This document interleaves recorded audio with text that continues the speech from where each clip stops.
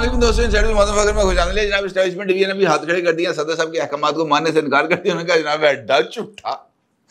आप अंदाजा लगाएं जनाब कि रियासत का सरबराह एक बंदा, ठीक है जनाब, वो एक हुक्म दे रहा है, वो ये कहता है कि जनाब वकार अहमद साहब जो मेरे प्रिंसिपल सेक्रेटरी रह चुके हैं, इनको ओहदे से हटाया जाए और इनकी जगह पर ही ग्रेड 22 की एक अफसर हैं हुमैरा अहमद साहिबा, उनको मेरा सेक्रेटरी तैनात किया जाए। जिसके ऊपर वो इदारा जिसका काम ये है कि उसने अफसरान का तकर्री और तैनाती करनी है, वो सदर साहब को आगे से ये जवाब देता है कि जनाब हम आपका ये वाला हुक्म तस्लीम करने से इनकार करते हैं। वकार अहमद साहब ही आपके सेक्रेटरी के ओहदे पर जो है वो मौजूद रहेंगे, वही वहां पर काम करेंगे, क्योंकि जब तक ये जो बिल्स वाला मामला है ये क्लियर नहीं हो जाता उस वक्त तक जो है कोई नया अफसर वहां पर तैनात नहीं किया जाएगा। क्योंकि अब सब जो है ना परेशान हो गए, यार ये इस तरह की सिचुएशन हो गई है जहां पर हम इतबार नहीं कर सकते। देखिए, जब तक नतारा नहीं हो जाएगा कि सदर साहब सच बोल रहे हैं, वकार साहब सच बोल रहे हैं, जब तक एक बाज़ाब्ता इंडिपेंडेंट इंक्वायरी नहीं हो जाएगी कौन सच बोल रहा है कौन झूठ बोल रहा है, तो उस वक्त तक अगर किसी भी अफसर को ईवान सदर से निकाल दिया जाएगा तो इसका मतलब ये होगा कि वो जो इल्जामात सदर साहब की तरफ से आयद किए जा रहे हैं वो इल्जामात दुरुस्त साबित हो जाएंगे। और अगर वो दुरुस्त साबित हो जाएंगे तो इसका मतलब ये है कि सिविल सर्विस स्ट्रक्चर के ऊपर बहुत बड़ा दाग आ जाएगा। और शायद यही वजह है कि वो जो खातून थी हुमैरा अहमद साहिबा, जिनके लिए सदर साहब ने सिफारिश की थी कि इनको मेरा सेक्रेटरी लगा दिया जाए, उन्होंने भी माजरत कर लिया। उन्होंने कहा जनाब मैं ये जिम्मेदारी उठाने का अपने लायक नहीं समझती। सर कौन बोझ बर्दाश्त करता है? गलत हरकतें आप करें, झूठ आप बोलें, दगाबाजी आप करें, फ्रॉड आप करें, लोगों की आंखों में धूल आप झोंके, कवायद की खिलाफ वर्जियाँ आप करें और जनाब जिम्मेदारी उठाए एक ब्यूरोक्रेट, मुमकिन नहीं है। लिहाजा ये जो सूरत हाल है ये थोड़ी सी संगीन होती चली जा रही है। कैसे, इसके ऊपर मैं आपके साथ बात करूंगा, लेकिन उससे पहले एक इंपॉर्टेंट डेवलपमेंट है जनाब इमरान खान साहब के केसेस के हवाले से। क्योंकि आज इस्लामाबाद हाई कोर्ट में तोशाखाना केस पे इमरान खान साहब की जमानत के लिए केस की जो है वो समाअत होनी थी। और इस केस में आज इससे पहले ही बहुत जो है ना सुबह से ये माहौल बनाया जा रहा था कि जनाब आज असी खान साहब ने लेके घर जाने जाना है, यानी आज इमरान खान साहब को जमानत मिलनी है। नईम पंचोता साहब हो, बाकी जो दीगर वकला टीम है इमरान खान साहब की, उनकी तरफ से जो ट्वीटों पर ट्वीट आ रहे थे वो यही थे कि जनाब इमरान खान साहब को आज लेके जाना है, लेकिन इमरान खान साहब नहीं जा रहे। अदालत ने जनाब इमरान खान साहब की आज भी जो जमानत है उसको मंजूर नहीं किया और इस केस की जो समाअत है वो मुलतवी कर दी है जुमेरात तक। और जुमेरात को उन्होंने कहा जनाब हम इसके ऊपर मजीद को कार्रवाई का आगाज करेंगे। अलबत्ता आज की समाअत की जो अहम चीज़ है जो मैं आपको बताना चाहता हूँ वो जनाब एडिशनल सेशन जज अटक की रिपोर्ट है, जिसको आज इस्लामाबाद हाई कोर्ट के रूबरू पेश किया गया। ठीक है जी। इस में जो इमरान खान साहब के वकील हैं लतीफ़ खोसा साहब, उन्होंने इस्लामाबाद हाई कोर्ट के ये जो 2 रुकनी बेंच है जिसको हेड कर रहे हैं chief justice Islamabad high court mister justice Aamir Farooq साहब, और उनके साथ मौजूद हैं जनाब जहांगीरी साहब, वो दोनों इस केस की समाअत कर रहे थे। अब उन्होंने कहा इस केस में कि जनाब ये जो एडिशनल सेशन जज साहब हैं जिन्होंने कल अटक जेल का दौरा किया था, उन्होंने जो रिपोर्ट दी है वो रिपोर्ट बहुत ही ज़्यादा ख़तरनाक है और इस रिपोर्ट में प्राइवेसी के हवाले से इमरान खान साहब की बहुत ज़्यादा जो है वो सवालात उठाए जा रहे हैं। और उसके बाद फिर जब सरकार का, और उन्होंने कहा जनाब ये जो एक साबिक वज़ीर आज़म के साथ ये जो सलूक किया जा रहा है ये बहुत ही ज़्यादा ख़तरनाक सलूक है। और फिर उस रिपोर्ट के मुंदरजात उन्होंने वहाँ पे पढ़े। उन्होंने कहा जनाब जेल का दौरा किया गया, जेल के अंदर जनाब मुख्तलिफ सहूलियात की कमी थी, कैदियों से बात की गई। इसी दौरान जज साहब जो हैं एडिशनल सेशन जज साहब वो घूमते घूमते बैरक नंबर 3 पर कैदी नंबर 804 के सामने पहुँचे। तो कैदी नंबर 804 ने उनको बताया कि जनाब मेरे जो यहाँ पर हालात हैं वो बड़े ख़राब हैं, मुझे किसी तरह की कोई सहूलियात यहाँ पर नहीं दी जा रही।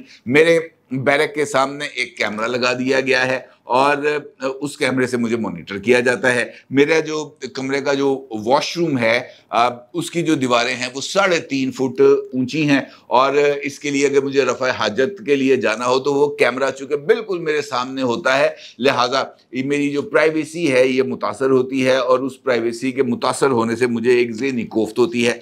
और इस तरह की उन्होंने जो रिपोर्ट है वो उन्होंने कैदी नंबर 804 यानी इमरान खान साहब के जो शिकायत थी वो एज इट فارمیلٹیز وہاں پہ درج کر دیں اور وہ رپورٹ سبمٹ کر دی. اس کو وہ آج اسلام آباد ہائی کورٹ میں پیش ہوئی ہے. پھر وہاں پہ یہ بتایا گیا کہ جناب یہ جو جج صاحب تھے شفقت اللہ خان, ان کی رپورٹ کے بعد عمران خان صاحب کو سہولیات فراہم کر دی گئی ہیں. عمران خان صاحب کو نئی بیرک کے اندر منتقل کر دیا گیا ہے, جہاں پر جناب ایک newly constructed wash room Imran Khan صاحب کو اویلیبل کر دیا گیا ہے. ٹائلیں شائلیں والا واش روم ہے, سیٹ لگی ہوئی ہے وہاں پہ, ساتھ ان کو میز کرسی دے دی گئی ہے, ان کو جناب ایئر فریشنر دے دیا گیا ہے, ان کو پرفیوم کی سہولت دے دی گئی ہے, روم کولر لگا دیا گیا ہے, پنکھا لگا دیا, میں نے ایک جو ان کو اچھی خاصی سہولیت دے دی گئی. اور سب سے امپورٹنٹ سہولت ان کو یہ دی گئی ہے کہ ان کو جو ناشتہ ہے وہ صبح 11:30 بجے دیا جائے گا. ٹھیک ہے جی.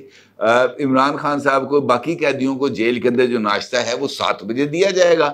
عمران خان صاحب کو جو ناشتہ ہے وہ صبح 11:30 بجے دیا جائے گا, کیونکہ عمران خان صاحب 11-12 بجے سے پہلے اٹھتے نہیں ہیں. اب یہ بات آ گئی سامنے تو پھر سوال پیدا ہوتا ہے کہ جناب یہ خان صاحب کے نا بیرک کے سامنے جو ہے وہ لگایا کیوں گیا ہے یہ کیمرہ. بڑا امپورٹنٹ سوال پیدا ہو جاتا ہے جناب یہ کیمرہ کیوں لگایا گیا, کیونکہ اگر ہم عمران خان صاحب کے دور کی بہت ساری مثالیں ہیں, جناب مریم بی بی کے جو ہے وہ جو ہے کیمرہ لگا دیا گیا, خواجہ آصف صاحب پہ کیمرہ لگا دیا گیا, رانا ثناء اللہ پہ کیمرے لگا دیے گئے, چینی پھینک دی جاتی تھی, چونٹیاں آ جاتی تھیں, محسن بیگ صاحب کے سیل کے اندر کیمرہ لگایا گیا, ویڈیو بنائی گئی, ویڈیو بنا کر عمران خان کو پیش کی گئی. اس طرح کی ایک بہت بڑی مثالیں موجود ہیں. لیکن ایس ایچ او صاحب جو سپرنٹینڈنٹ ہیں جیل کے, وہ ذرا ان سب سے 2 ہاتھ آگے نکل گئے. وہ ذرائع کے مطابق, یہ بڑی امپورٹنٹ سی گفتگو ہے جو میں آپ کو بتا رہا ہوں, ذرائع کے مطابق وہ جو سپرنٹینڈنٹ صاحب ہیں یہ وہی سپرنٹینڈنٹ صاحب ہیں جن کو عمران خان صاحب نے ہٹایا تھا, اور ان کی ملاقات ہوئی تھی جیل کے اندر حنیف عباسی صاحب کی عمران خان اس کے ساتھ, نواز شریف صاحب کے ساتھ, جس پر عمران خان صاحب نے ان سپرنٹینڈنٹ جیل صاحب کو وہاں سے ہٹا دیا تھا اور یہ اٹک میں آ گئے تھے. اور آج دیکھیں عمران خان صاحب کو بھی اٹک جیل میں اسی سپرنٹینڈنٹ کے سامنے آنا پڑا ہے. وہ یہ بتاتے ہیں کہ جناب یہ کیمرہ پتہ سی کیوں لایا. انہوں نے کہا جناب کیوں لایا؟ انہوں نے کہا جناب یہ آپ کو یاد ہے کہ جب آزم سواتی پکڑا گیا تھا تو کیا الزامات عائد کیے گئے تھے؟ جب شہباز گل صاحب پکڑے گئے تھے تو کیا الزامات عائد کیے تھے؟ کیونکہ عمران خان صاحب کو تو جھوٹ بولنے میں تو کوئی آگ نہیں ہے نا. وہ یہ کہہ دیتے ہیں جناب ننگا کر کے تشدد کیا گیا. ننگا کر کے تشدد کرنا تو ویسے ہی ان کا جو ہے وہ تخلص ہے شاید, یا ان کو بہت پسند ہے اس طرح کی صورت ہے. میں میرے نا فیملی مین ہوں, میں بڑا جو ہے نوکری بڑے اچھے طریقے سے کی ہے. میں نہیں چاہتا کہ میرے سر یہ الزام آئے کہ جناب سپرنٹینڈنٹ جیل نے عمران خان کو ننگا کر کے تشدد کیا. میں کہتا میں یہ الزام کا بوجھ نہیں اٹھا سکتا, میں کسی طریقے سے یہ والی چیز قبول ہی نہیں کروں گا کہ جناب مجھ پہ یہ الزام لگایا جائے کہ میں نے ننگا کر کے عمران خان کو تشدد کیا ہے, الٹا لٹکایا ہے, روٹی نہیں دی, بیرک کے اندر چینی پھینک دی, چھپکلیوں کا ڈبہ لا کے اس میں چھوڑ دیا. جناب اس طرح کا کوئی الزام برداشت نہیں کریں گے. اسی لیے کیمرہ لگایا تاکہ پتہ چل جائے کہ جناب بیرک کے اندر کوئی آ رہا ہے یا کوئی نہیں جا رہا. ہاں البتہ یہ ضرور ہے کہ جس وقت عمران خان صاحب کی اہلیہ محترمہ بشرا بی بی صاحبہ آتی ہیں ان سے ملاقات کے لیے, تو اس وقت کیمرہ آف نہیں کیا جاتا, کیمرے کا رخ موڑ دیا جاتا ہے تاکہ بشرا بی بی صاحبہ جو ہیں وہ کیمرے میں نہ آئیں, کہ وہ پردہ دار خاتون ہیں, پردہ رہنا بھی چاہیے, لہذا اس وقت کیمرے کا رخ موڑ دیا جاتا ہے. ادروائز کیمرہ عمران خان کے اوپر ہی موجود رہتا ہے. اور ان کا جناب ایسا یہ عمران خان کے لیے نہیں ہے, یہ ہماری عزت کے لیے ہے کہ یار کل میں ساڑھے تک کوئی الزام نہ ہے کہ جناب عمران خان کے ساتھ ہم نے جیل کے اندر اس طرح کا کوئی سلوک کر دیا. کہنے کا مطلب یہ ہے, آپ اس سے اندازہ لگا سکتے ہیں کہ یار یہ لوگ کتنے لمبے لمبے جھوٹ بولتے ہیں. خود ان کو اس بات کے ساتھ, بلکہ مجھے یاد آیا میں نے ایک ٹویٹ دیکھا ہے اس کا نا شہباز گل صاحب کا. اچھا وہ اسی یہ جو بل شیل والے معاملات چل رہے تھے نا اس کے اوپر انہوں نے ٹویٹ کیا, اور انہوں نے مشورہ دیا ہے عارف الوی صاحب کو کہ جناب تسی اپنا ترجمان بدلو. انہوں نے کہا جناب کون سا ترجمان لیا جائے؟ انہوں نے کہا جی وہی لاہور میں پولیس والا نہیں ہے جس کی ویڈیو بڑی وائرل تھی, جو آئی جی صاحب کو بڑے دھانسو قسم کے القابات سے نواز رہا تھا, پتہ نہیں کون سی ان کو وہ کہہ رہا تھا تیرے آئی جی دی وی فلاں ہے, تیرے آئی جی دی وی فلاں, اس طرح کی سی سی پی او, وہ جو بعد میں اس کو لگا دیا گیا, اس کو ذہنی صحت جو ہے متاثر تھی اس کی, بتایا گیا اس کو ذہنی صحت کی بحالی کے لیے بھجوا دیا گیا. آئی جی پنجاب کی اس کے جفی کے ساتھ ویڈیو بھی آئی ہوئی ہے اس کی. شہباز گل صاحب نے کہا ہے کہ اس پولیس والے کو جو ہے وہ ترجمان لگایا جائے صدر صاحب کا. اب وہ یہ والا جو ایسا ترجمان گل صاحب اگر لگا دیا گیا ایوان صدر میں علوی صاحب کے ساتھ ہوتا تو پتا کوئی نہیں. تسی جنوں گالاں پوانا چاہ رہے انہوں گالاں پہن نہ پہن صدر صاحب نوں پہ جانیاں اودے کولوں. ٹھیک ہے, یہ گارنٹی کوئی نہیں ہے کیونکہ یہ ایک مس گائیڈڈ مزائل ہے. اس طرف چل گیا تو اس طرف چل گیا, اس طرف چل گیا تو اس طرف چل گیا. آپ جن کو گالیاں سنانا چاہ رہے ہیں ہو سکتا ہے ادھر گالیاں اتنی زیادہ نہ پڑیں کیونکہ جو بندہ سامنے نظر آئے گا گالیاں اس کو پڑ جانی. صدر صاحب انہوں نے کہا میں تن کام کیا سی تو ہے نہیں کیتا. انہوں نے کہا جب تسی من کیا ہی نہیں سی. میں تن کیا تو ترجمان صاحب نے تو شروع ہو جانا. انہوں نے کہا جناب کیونکہ صدر صاحب جس طرح جھوٹ کی تسبیح پروتے ہیں تو اس بات سے کوئی جو ہے وہ نہیں ہے اس کی کوئی گنجائش کے صدر صاحب کو اس معاملے میں کسی طرح کی کوئی رعایت مل سکے. لہٰذا صورتحال ہے گمبھیر خاصی, کیونکہ جو چیزیں چل رہی ہیں وہاں پر اب سیریس نوٹ کے اندر کہ ان کو ایڈریس کرنے کی ضرورت ہے. دیکھیں ریاستی ادارے یا ریاستی اداروں کے جو سربراہ ہیں ان کو ان کے لیے نا کچھ مورل گراؤنڈز طے کی جاتی ہیں, ان کے لیے کچھ سٹینڈرڈز ہوتے ہیں. ہر بندے کے ذہن میں ہوتا ہے کہ یار یہ ایوان صدر میں بندہ بیٹھا ہے, اس کا لیول کم از کم ہم سے زیادہ ہے, یہ انٹلیکچولی ہم سے زیادہ بہتر ہے, یہ مورلی ہم سے زیادہ بہتر ہے. اسی لیے جو گنجائش جو پروویژنز ان کے اندر رکھی گئی ہیں وہ 62 اور 63 کے اندر واضح ہے. آرٹیکل 62 اور 63 کہ وہ بندہ کیسا ہونا چاہیے, سچا ہونا چاہیے, وہ بندہ جھوٹ نہ بولے, وہ ذاتی مفادات کو جو ہے ملکی مفادات کے تابع رکھے, اس پر حاوی نہ ہونے دے, جھوٹ نہ بولے, سرکاری رازوں کو راز رکھے. یہ وہ حلف ہے جو وہ لیتا ہے. اس حلف کے تحت اس کو اس کی پابندی کرنی ہوتی ہے.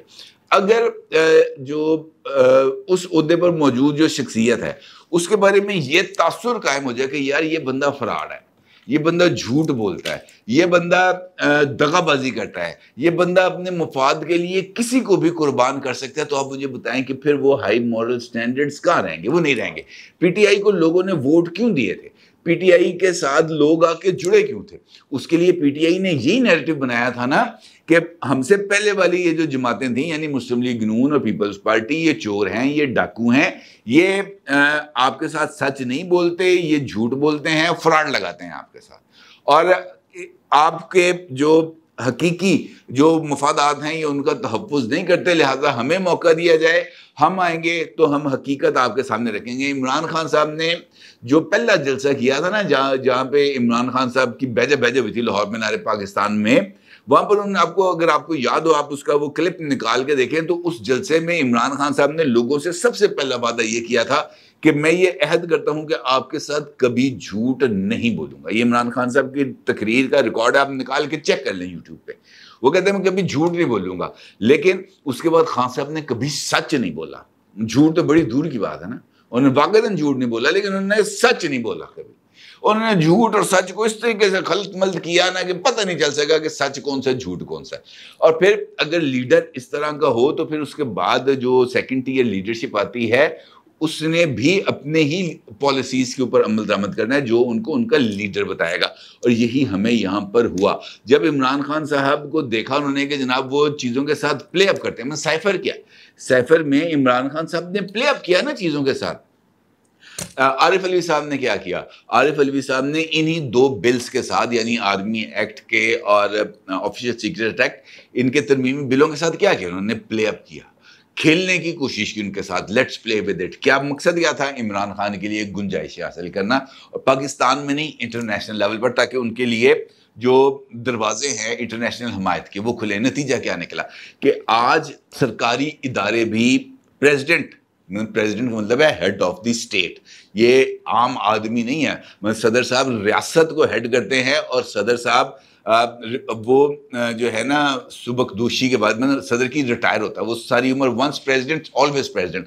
وہ ان کے نام کے ساتھ یہ عہدہ کبھی ختم نہیں ہوگا, مرتے دم تک وہ پریزیڈنٹ ریٹائرڈ عارف علوی کہلائیں گے. اس سے پریزیڈنٹ ریٹائرڈ آصف علی زرداری صاحب ہیں. وہ ہر ایک بندے کے نام کے ساتھ وہ چیز جڑ جاتی ہے. وہ ریاست کے سربراہ ہیں, اور ریاست کے سربراہ کی مورل اتھارٹی یہ رہ گئی ہے کہ وہ یہ آرڈر کرتے ہیں کہ جناب اس سیکٹری کو جو میرے ساتھ تھا اس کو ہٹایا جائے. اور ان کے ماتحت ریاست کا ہی ایک ادارہ ہے جس کے وہ ہیڈ ہے, وہ آگے سے ان کو یہ کہتا ہے کہ نہیں جناب ہم نہیں ہٹائیں گے, کیونکہ آپ کی طرف سے جب تک یہ الزامات ان کے اوپر سے ہٹ نہیں جاتے تب تک یہ جو چیز ہے یہ بندہ جو ہے یہ آپ کے آفس میں ہی موجود رہے گا، جس کے لیے صدر صاحب سفارش کرتے ہیں کہ جناب ان خاتون کو لگا دیا جائے میرا سیکٹری۔ وہ خاتون ہاتھ جوڑ کے کھڑی ہو جاتی، کہتی نہیں جناب مجھے کالے پانی بھیج دو، میں اس بندے کے نال کام نہیں کرنا۔ مطلب کیا ہے؟ مطلب یہ ہے کہ آپ نے اپنے اس عہدے کو ڈسگریس کیا ہے، کس وجہ سے؟ اپنی ان پالیسیوں کی وجہ سے، اپنے ماسٹر کو خوش کرنے کے لیے۔ اور کس وقت کیا ہے؟ جب آپ کے پاس باعزت ریٹائرمنٹ کا چانس آ رہا تھا۔ اگست آ گیا سر، 6 ستمبر کو صدر صاحب نے ریٹائر ہو جانا چاہیے، 7 ستمبر۔ اس کا مطلب یہ ہے کہ یہ آخری دن جو رہ گئے تھے صدر صاحب کے پاس 10-15 دن، اس کے اندر وہ اپنے لیے کوئی گریس کا پہلو رکھتے کہ یار لوگ یاد کرتے کہ اچھا یار برا بھی تھا، اچھا بھی تھا، اچھا وقت تھا، برا وقت تھا، گزر گیا، انہوں نے اپنی جماعت کی پالیسیز کے ساتھ بھی اٹیچ رہے، انہوں نے ریاست کے ساتھ بھی اپنے فرائض انجام دیے۔ لیکن ایسا نہیں ہے، اور یہ یقینی طور پر پاکستان کے لیے اور پاکستان کے سسٹم کے لیے کوئی اچھی علامت نہیں ہے۔ یہ 3 مثالیں میں نے آپ کے سامنے رکھی ہیں۔ وہ جو سپرڈینٹ ہے وہ یہ کہتا ہے کہ جناب یہ کیمرہ اس وجہ سے لگایا ہے کہ مجھ پہ الزام نہ لگ جائے کہ میں نے ننگا کر کے تشدد کیا۔ سیکٹری صاحب آنے سے انکار کر دیتی ہے کہ جناب نہیں یار پتہ نہیں کہ کل کو میرے پر کون سا جھوٹ لگا دے۔ اسٹیبلشمنٹ ڈویژن بات ماننے سے انکار کر دیتی ہے کہ نہیں جناب یہ جب تک ہمارا بندہ کلیئر نہیں ہوگا الزامات سے یا ثابت نہیں ہو جائیں گے اس کے اوپر الزامات، تب تک یہ بندہ وہاں پر موجود رہے گا۔ آپ اندازہ لگا لیں کہ 3.5 سال جب عمران خان صاحب اقتدار میں تھے، اس ملک کو کس بنیاد پر اور کس طریقے سے چلایا گیا؟ صرف اور صرف جھوٹ پر، اور اس شخص کی طرف سے یہ سب کچھ کیا گیا جس نے اپنے پہلے سب سے بڑے جلسے، جس نے اس کو ایک لیڈر بنایا تھا، وہاں پر اس بات کا عہد کیا تھا کہ میں آپ کے ساتھ جھوٹ نہیں بولوں گا۔ اپنے رائے کا ضرور اظہار کیجیے گا۔ آپ کا بہت شکریہ۔ اللہ حافظ۔